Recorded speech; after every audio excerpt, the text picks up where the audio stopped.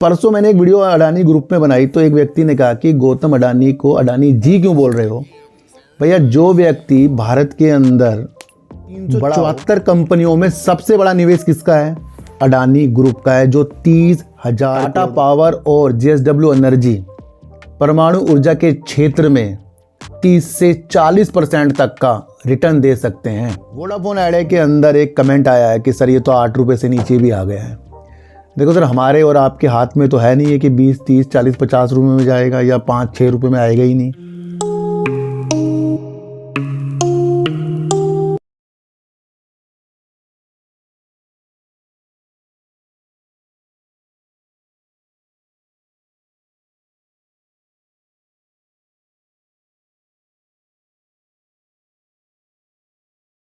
नमस्कार, मैं स्वागत करता हूं आपका अपने ही चैनल पर जिसका नाम है सार्थक बाजार से। आज बात करेंगे अडानी पावर, आर पावर और अडानी ग्रुप कहां पर और निवेश कर रहे हैं उसके बारे में बातचीत करेंगे। बात करेंगे परमाणु ऊर्जा के ऊपर, आज हमारी तीसरी वीडियो होगी। अब इस क्षेत्र के अंदर सरकार और अंतर्राष्ट्रीय स्तर की तरफ क्या परमाणु ऊर्जा की तरफ चीज़ें हो रही हैं फ्यूचर के लिए, उसके बारे में जानेंगे। और टाटा पावर और जेएसडब्ल्यू एनर्जी किस ऊर्जा के अंदर अपनी उम्मीदों को देख रहे हैं उसके बारे में भी आज हम चर्चा करेंगे। देखो सर, मैं आपको एक चीज़ बता दूं कि काफ़ी लोग कहते हैं कि वोडाफोन आइडिया के ऊपर काफ़ी वीडियो हो गई है या अलग अलग नीतियों के ऊपर काफ़ी वीडियो हो गई है। अधिकतर मैंने ये चीज़ देखी है कि वोडाफोन आइडिया के ऊपर भी काफ़ी कमेंट आते हैं, सुजलोन के अंदर काफ़ी कमेंट आते हैं।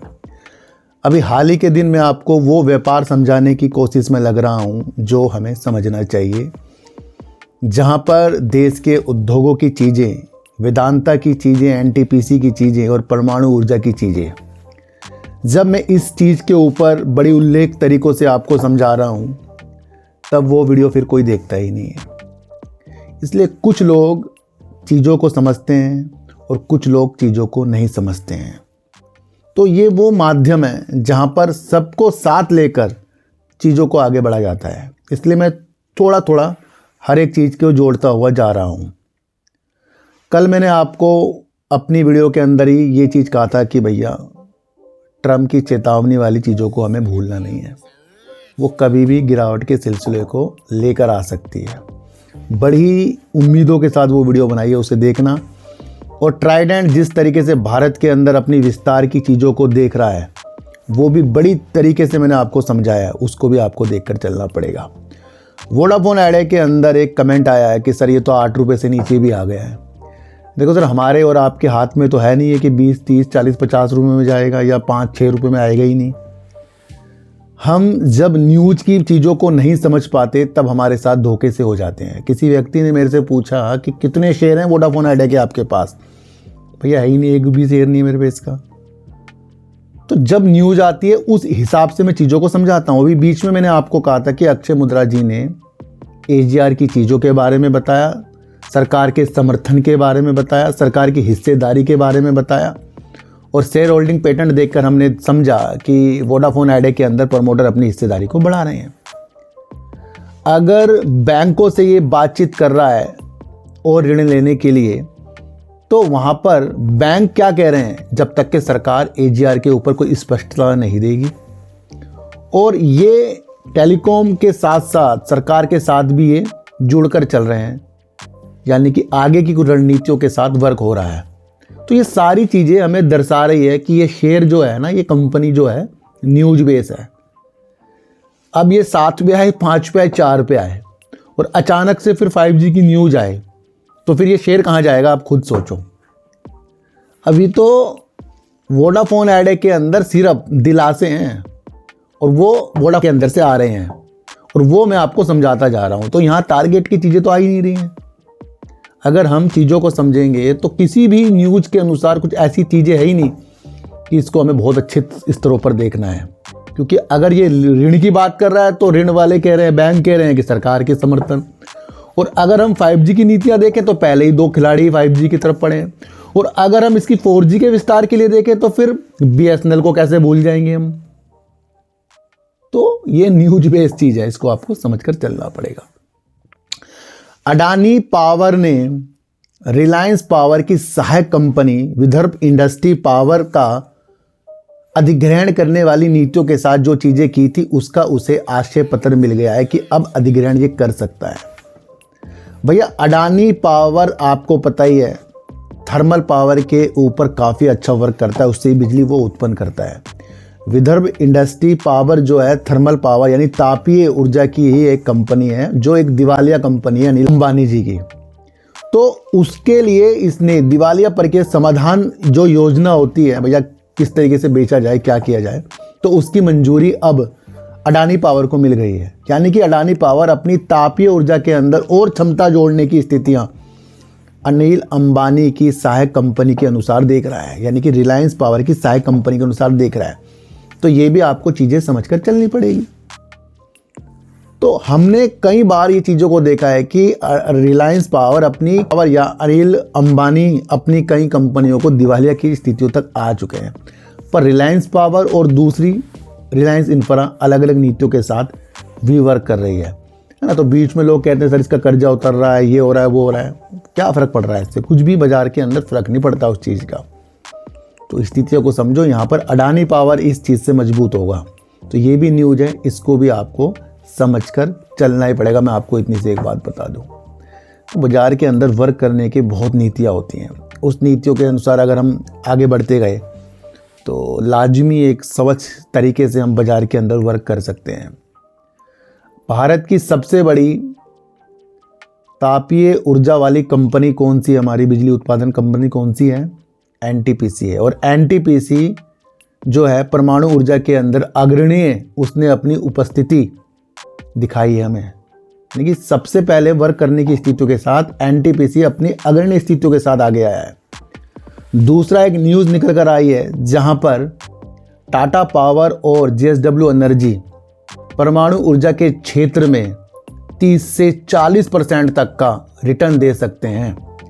रिटर्न कब देंगे?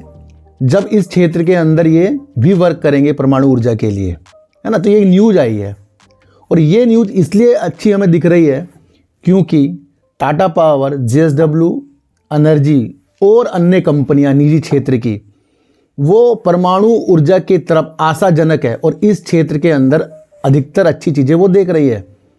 ये वो रणनीति भी है जहां पर सरकार ही परमाणु ऊर्जा की क्षमता को जानकर इस क्षेत्र की भूमिका को भुनाने के लिए काफ़ी अच्छी रणनीति भी बना रही है। मैं आपको इतनी से एक बात बता दूं भैया, अगर हम सरकार की नीतियां जो हमारे देश के अंदर ऊर्जा में जो परिवर्तन हो रहे हैं, जिस तरीके से हम अलग अलग चीज़ों से ऊर्जा उत्पन्न कर रहे हैं, वहाँ पर परमाणु ऊर्जा भी एक अच्छी खासी भूमिका निभाता है। ये सरकार ने भाप लिया और यही मैंने आपको बताया था, बजट के ऊपर भी इस तरीके की चीज़ों के अनुसार कुछ चीज़ें की गई थी। अगर मैं एक चीज़ बताऊं कि सरकार के लक्ष्य, जितनी भी कंपनियां भारत के अंदर परमाणु ऊर्जा पर वर्क करेगी, तो 22 गीगावाट तक के लक्ष्य 2032 तक के हैं और इसको 3 तक ये 100 गीगावाट तक की क्षमता के साथ बड़ा भारत सरकार परमाणु ऊर्जा के लिए अच्छा खासा अपना लक्ष्य रख रहा है। तो जब सरकार ही परमाणु ऊर्जा की तरफ अपने लक्ष्य रख रहे हैं तो आगे की स्थितियां आप परमाणु ऊर्जा की तरफ, ये एक फ्यूचर वाली चीज़ें हो गई जहां पर देश की निजी और सरकारी कंपनियां परमाणु ऊर्जा की तरफ भी वर्क करती हुई नजर। अभी बीच में आपको क्या कहा था कि अडानी ग्रुप ने जहां पर निरीक्षण किया है परमाणु ऊर्जा के लिए, प्लांट में गए हैं, तो उनकी भी नीति आगे के लिए होंगी। तो ये आपको समझकर चलना चाहिए। जिस तरीके से परमाणु ऊर्जा वैश्विक स्तर में चर्चा के स्तरों के हिसाब से बना पड़ा है और दूसरा जो विश्लेषक जो है पूर्वानुमान लगा रहे हैं कि भैया इस क्षेत्र के अंदर करीब 50 तक परमाणु ऊर्जा की चीज़ें 3 गुना तक हो सकती है, तो ये भी अनुमान लगाए जाए। अंतर्राष्ट्रीय ऊर्जा एजेंसी के अनुसार परमाणु ऊर्जा के अंदर $2.9 ट्रिलियन का निवेश आने की उम्मीद जताई जा रही है। तो यहाँ पर पूरा वैश्विक और भारत जो है परमाणु ऊर्जा के अंदर अपनी एक रूपरेखा बना रहा है और यहाँ पर टाटा पावर और जेएसडब्ल्यू एनर्जी इस चीज़ से आशाजनक है। तो देश के अंदर निजी और सरकारी और परमाणु ऊर्जा की तरफ वर्क करेगी, तो एक नई ऊर्जा की स्थितियाँ हैं जहाँ पर परमाणु बिजली की चीज़ें आ रही हैं। तो ये एक बहुत इंपॉर्टेंट न्यूज़ है, इसे आपको समझकर चलना पड़ेगा। अभी कल मैंने आपको जैसे ही बताया कि भैया केरल के अंदर अडानी ग्रुप जो है 30,000 करोड़ रुपए निवेश करने की चीज़ें बता रहा है। और देखने की चीज़ें ये मिली है कि जिस तरीके से केरल के अंदर ग्लोबल इन्वेस्टर समिट के अंदर करीब 374 कंपनी आई और उनसे करीब 1.53 लाख करोड़ रुपए के निवेश की प्रतिबद्धता जताई गई। इस क्षेत्र के अंदर 374 कंपनियों ने 1.53 लाख करोड़ रुपए की चीज़ें केरल के अंदर उसके विकास के लिए और अपनी रणनीति को अच्छा करने के लिए निवेश की चीज़ें बताई है। और इन 374 कंपनियों में सबसे बड़ा निवेश किसका है? अडानी ग्रुप का है, जो 30,000 करोड़ रुपए का है, जो मैंने आपको कल बताया था। तो भारत के अंदर जिस तरीके से ग्लोबल इन्वेस्टर समिट की चीज़ें चल रही हैं, हर राज्य बड़े बड़े इन्वेस्टरों को अपने यहाँ पर इस सम्मेलन के द्वारा बुला रहा है और अलग अलग रणनीतियों के तहत अपने यहाँ पर निवेश को बुला रहा है और कई नौकरियाँ इससे अर्जित होंगी। तो देश के अंदर अब राज्यों के अंदर एक मुहिम सी छिड़ती जा रही है, जहाँ पर बड़े बड़े उद्योगपति अपनी निवेश की स्थितियाँ बढ़ाते जा रहे हैं। तो देश मजबूत है भाई, लेकिन इसके लिए हमारे काफ़ी समय हमें देना पड़ेगा ताकि हम उन ग्रुप की तरफ देखें जिस ग्रुप की चीज़ें इस तरीके के राज्य के अंदर अपनी निवेश की स्थितियाँ बनाती हैं। परसों मैंने एक वीडियो अडानी ग्रुप में बनाई तो एक व्यक्ति ने कहा कि गौतम अडानी को अडानी जी क्यों बोल रहे हो? भैया, जो व्यक्ति भारत के अंदर बड़ा हो और वो अपनी क्षमता के अनुसार अच्छे खासे रोजगार दे रहा हो, कई घरों को वो भाई काम करके पैसे मिलते हैं, घर चल रहे हैं, अच्छी अच्छी उसकी कंपनियां हैं, तो भैया उनको जी बोलूं? या जो ये सवाल उठा रहा है कि गौतम अडानी जी को जी क्यों बोल रहा है तू, जो ऐसे वर्ड बोल रहा है, क्या उसको मैं जी बोलूं फिर? तो ये होती है हमारी समझ कि जहां कुछ व्यक्ति किसी की उपलब्धि को देखकर भी कहते हैं कि भैया जी क्यों लगाई जा रहे हैं। तो फिर वीडियो क्या देख रहे हो आपकी? जब निवेश की चीज़ें मैं आपको बता रहा हूँ, उसकी चीज़ें कोई नहीं समझ रहा है और एक व्यक्ति इस तरीके से जी की चीज़ें बताए, तो भैया मुझे नहीं लगता कि उनकी स्थितियाँ किस तरीके से बाजार के अंदर है। इसी तरीके से ही मध्य प्रदेश के अंदर भी ग्लोबल इन्वेस्टर समिट की एक चीज़ें हुई और वहाँ पर अडानी ग्रुप जो है भैया करीब 1.10 लाख करोड़ रुपए का निवेश करने की योजना बना रहा है, उसने घोषणा करी। और वहाँ पर सम्मेलन में बोलते हुए गौतम अडानी जी ने इस चीज़ के लिए कहा कि वो 1.10 लाख करोड़ रुपए का निवेश मध्य प्रदेश के अंदर करेंगे। और दूसरा उन्होंने ये भी कहा कि अलग से करीब 1 लाख करोड़ रुपए पाइपलाइन में है, जो चीज़ों के अनुसार बता रहा है कि मध्य प्रदेश के अंदर अच्छा खासा निवेश गौतम अडानी जी का हो रहा है, जो करीब 1,10,000 करोड़ रुपए करीब का है और 1 लाख करोड़ रुपए पाइपलाइन में है। तो बड़ी उम्मीदों के साथ मध्य प्रदेश के अंदर गौतम अडानी जी उतरे हैं और वहाँ सम्मेलन में इसकी उन्होंने घोषणा की है। देखो सर, इतने बड़े बड़े उद्योगपति हैं ये और देश के अंदर अपनी नीतियों को बनाते जा रहे हैं। भले इनके ऊपर कई इल्ज़ाम लगते जा रहे हो, पर ये बड़े संयम से अपने को वर्क करते जा रहे हैं और करीब 1,20,000 नौकरियां यहाँ से उत्पन्न होगी। इससे पहले भी अडानी ग्रुप जो है 50,000 करोड़ रुपए निवेश कर चुके हैं मध्य प्रदेश में और उस वक्त करीब 25,000 नौकरियां इससे उत्पन्न हुई थी। तो नौकरी तो दे रहे हैं ना भैया, जी तो बोला जाएगा। और इस तरीके से निवेश जो चीज़ें हो रही हैं, इसको आपको समझकर चलना पड़ेगा। तो गौतम अडानी भैया राज्य की तरफ अपने निवेश को बढ़ाकर अपनी स्थितियों को और देश को और राज्य को मजबूत और नौकरियों को अच्छी खासी करते जा रहे हैं। तो ये एक बड़ी इंपॉर्टेंट चीज़ है, इसे आपको समझकर चलना पड़ेगा। अडानी पावर ने रिलायंस पावर की सहायक कंपनी का अधिग्रहण करने की उसे अनुमति मिल गई, तो इससे उसकी तापीय ऊर्जा की क्षमता बढ़ जाएगी। तीसरा आपको समझना है कि 8 रुपये से 7 रुपया या 5 रुपये या 2 रुपया है। चीज़ें आपको समझनी है कि न्यूज बेस वोडाफोन आइडिया की चीज़ें हैं। परमाणु ऊर्जा की तरफ आपको देखना है कि अंतर्राष्ट्रीय स्तर पर और देश के अंदर परमाणु ऊर्जा की नीतियाँ बहुत अच्छी तरीके से हो रही हैं और इसके अंदर टाटा पावर और JSW एनर्जी ने एक आशाजनक चीज़ें बताई हैं, उसको भी आपको समझकर चलना पड़ेगा। और सच्ची वीडियो देखिए सर, अच्छी वीडियो देखिए, समझ कर देखिए, किसी की भी बातों में आपको आना नहीं है, चाहे मैं क्यों ना हो। आज की वीडियो आपको कैसी लगी एक बार मुझे ज़रूर बताना। किसी को भी खरीदने बेचने की नीतियाँ मेरे चैनल पर बिल्कुल भी नहीं है, मैं आपको इतनी सी एक बात बता दूं। ना कोई मेरा टेलीग्राम ग्रुप है, ना कोई मेरा व्हाट्सएप ग्रुप है, ना ही आज तक मैंने बनाया।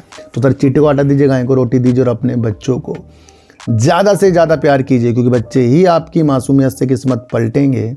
तो फिर मिलेंगे आपसे नई वीडियो के साथ, जब तक के लिए नमस्कार।